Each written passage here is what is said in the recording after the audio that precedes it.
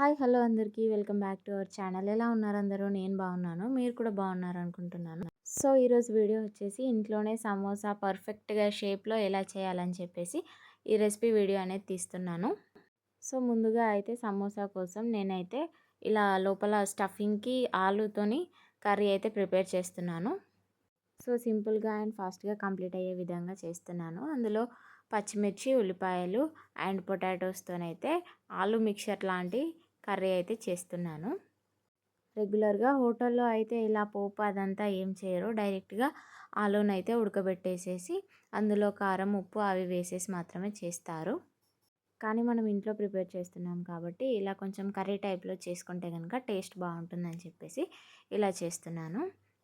So నేనైతే 2 medium size పొటాటోస్ని boil చేసేసి చేస్తున్నాను. 2 మీడియం సైజ్ పొటాటోస్ తీసుకుంటే నాకు 10 సమోసాల వరకు అయితే పర్ఫెక్ట్గా వచ్చేసాయి. అండ్ ఈ సమోసా మిక్చర్లో మనమైతే ఉడకబెట్టిన బఠానీని కూడా వేస్తే చాలా టేస్టీగా ఉంటుంది.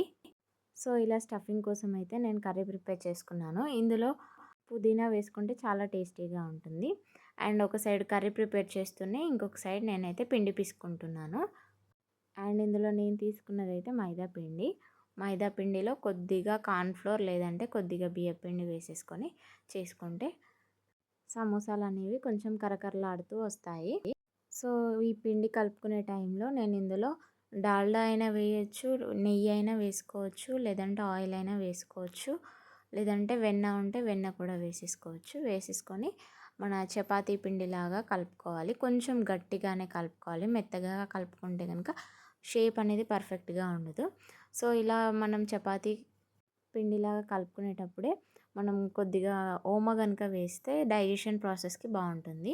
సో చూస్తున్నారు కదా, ఇలా పొడవుగా నేనైతే చపాతీలాగా చేసేసుకున్నాను. చూడండి, ఇంత మందంతో అన్ని షీట్స్ అయితే ప్రిపేర్ చేసి పెట్టుకున్నాను.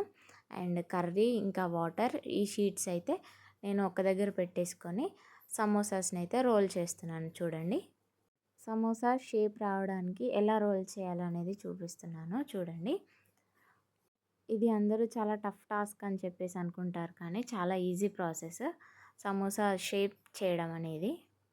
డీటెయిల్గా కంప్లీట్గా చూస్తే కనుక ఈజీగా అర్థమైపోతుంది. చూడండి, మనం కట్ చేసుకున్న సైడ్ నుంచి ఫోల్డ్ చేసుకోవాలి.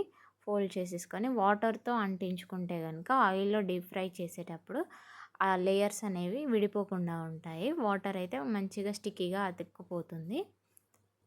సో ఇక్కడ ఒక చిన్న టిప్ ఏంటంటే, సమోసా మనం షేప్ తయారు చేసిన తర్వాత ఎక్కువ స్టఫింగ్ అయితే పెట్టొద్దు. కొంచెం ఓపెన్గా, కొంచెం లూజ్గా స్టఫింగ్ పెడితే కనుక మనం ఫ్రై చేసేటప్పుడు అది విడిపోకుండా ఉంటుంది. ఎక్కువ స్టఫింగ్ కనుక పెడితే బాయిల్ అయ్యేటప్పుడు ఆ లేయర్స్ అనేవి ఓపెన్ అయిపోయి కర్రీ అనేది ఆయిల్లో స్పిల్ అయిపోతుంది. సో కొద్దిగానే స్టఫింగ్ పెట్టుకోవాలి. చూడండి, నేనైతే సమోసాస్ ఎలా ప్రిపేర్ చేస్తున్నానో, నేనైతే చేయడం ఇదే ఫస్ట్ టైము. నేను కూడా యూట్యూబ్లో చూసే నేర్చుకున్నాను. ఫైనల్గా అయితే సమోసా షేప్ చేయడం అయితే కంప్లీట్ అయిపోయింది. అండ్ ఆయిల్లో డీప్ ఫ్రై చేస్తున్నాను. దీనికోసం అయితే ఆయిల్ అనేది మనం మీడియం హీట్లోనే ఉంచుకోవాలి. బాగా చల్లగా ఉండదు అండ్ బాగా హాట్గా కూడా ఉండదు. మీడియం ఫ్లేమ్లోనే మనం ఈ సమోసాలని డీప్ ఫ్రై చేసుకోవాలి.